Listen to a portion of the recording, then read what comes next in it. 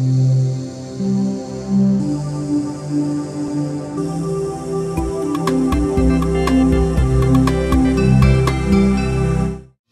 se skupi cijela klapa, zapivamo ispod glasa, s nama piva cijela kala, pisme stvorene za nas. Saša, evo, hvala vam što ste našli nekoliko trenutaka za naše gledatelje. Cijenimo vaš rad izuzetno. Godinama ste u društveno aktivnom životu kroz glazbu, umjetnost, kulturu, pjesnički izričaj.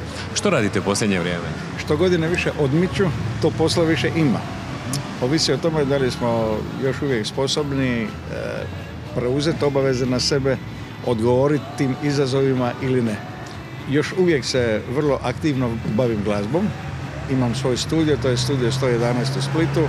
Radim na vrlo zanimljivim projektima, dakle ne ovima populističkim projektima koji se svakodnevno odvijaju oko nas, nego nešto mnogo interesantnije.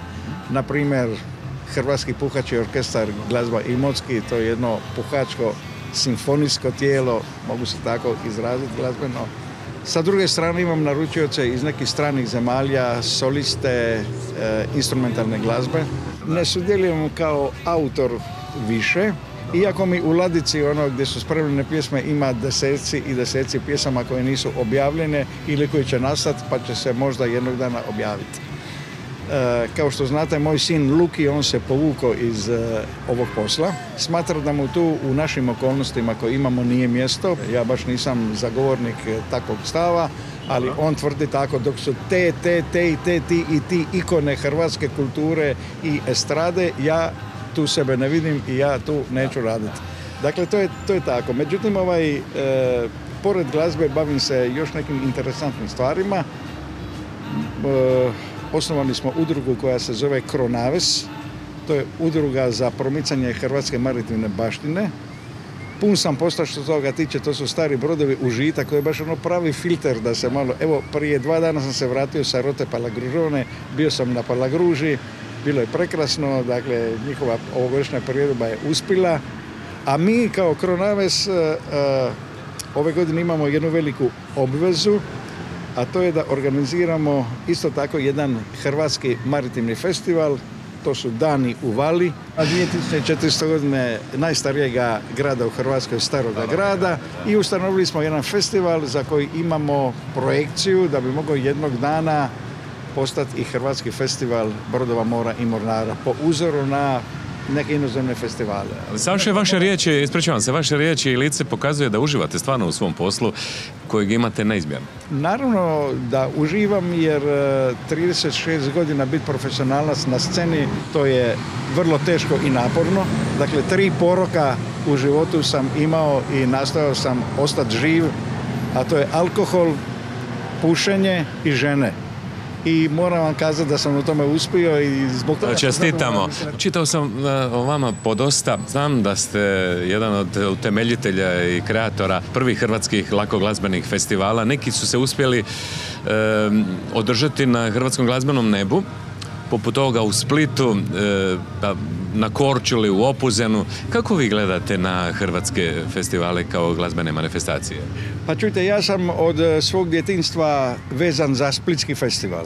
Međutim, Splitski festival, to je, ja nažalost moram tako kazati, to je ranije bio jedan vrlo široki okvir organizacije sa, rekao bih, širokim horizontima. Dakle, nije Splitski festival nikada organizirao samo Split. Splitski festival je bio manifestacija i Hrvatske, i Zagreba, i Splita, i drugih gradova. A to što se dešavalo u Splitu, to je bilo zbog toga jer je Split. Zbog toga je on u onome vremenu bio jako popularan, kvalitetan, dobre pjesme, dobri tekstovi, dobri aranžeri, prava bina, pravi orkestar i tako dalje. Ja sam od 1998. do 2002. 5 godina sam bio direktor Splitskog festivala. Naravno da sam pokušao, i to baš u onom teškom vremenu kad su u Splitu bila 2 festivala, Melodije hrvatskog Jadrana i Splitski festival, taj festival održati na nogama, bilo je izuzetno teško. Posebno zbog toga što s jedne strane vidimo da je to sve manje važna manifestacija na polju gradske, urbane zabave, kulture, a sve više pobjeđuju nekakve druge manifestacije. Ja sam već tada imao jednu misao koju ću i ovom prilikom izreći. Nije problem u festivalu, nego je problem u publici. Dakle, u festivalskoj publici koja sjedi. Ne kažem da je ova publika sad lošija od one koja je bila, ali zasigurno moram kazati jednu stvar, da je ondašnja publika imala jako dobar i kvalitetan splitski festival, dok ga ova današnja publika nema. I što sad napraviti? Opet jedna moja misao, jednom sam to rekao u gradskom vijeću grada Splita, rekao sam ne možete organizirati splitski festival za par stotina hiljada kuna. Ta manifestacija mora koštati nekoliko milijuna kuna da bi mi sa njim bili potpuno zadovoljni, da bi ga hvalili u Hrvatskoj i u inozemstvu. Ukoliko se ne bude puno potrošilo za taj festival, on će nestati, njega više neće biti. I to se upravo taj se proces dešava. Evo ni moj kolega Tomo Mrduljaš to radi na ovoj razini na kojoj radi, jer sa malo novaca ne može napraviti dobar festival. Recite nam, Saša, kako gledate, kakvi su vaši komentari na pojavu mladih pjevača i pjevačica na hrvatskom glazbenom nebu? Iako još uvijek najbolje posjećeni koncerti su nekolicine glazbenih zvijezda koji su se pokazali poput Olivera, Tereze, Džibonija. U principu moramo konstatirati da mlade ne može zaustaviti nitko. Mladi dolaze i budućnost je njihova. Međutim, da su se svi kriteriji porušili po pitanju dolaska mladih i to je istina. Na današnjoj hrvatskoj estradnoj sceni većina njih nastupa i pjeva koji u nekom drugom vremenu, u prošlom vremenu šanse ne bi imali da uopće pristupe tome. Danas jednostavno svi pjevaju i svi sviraju.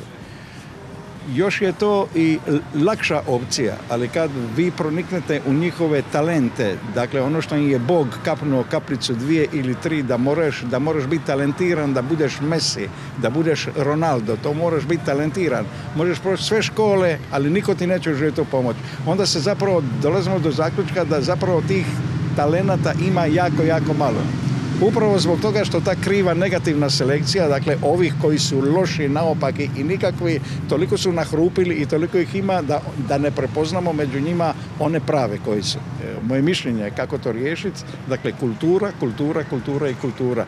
Svaka kuna uložena u kulturu, to za ovaj narod i za ovu naciju znači onoliko što mi ne možemo ni shvatiti, kvalitetno, pozitivno i dobro.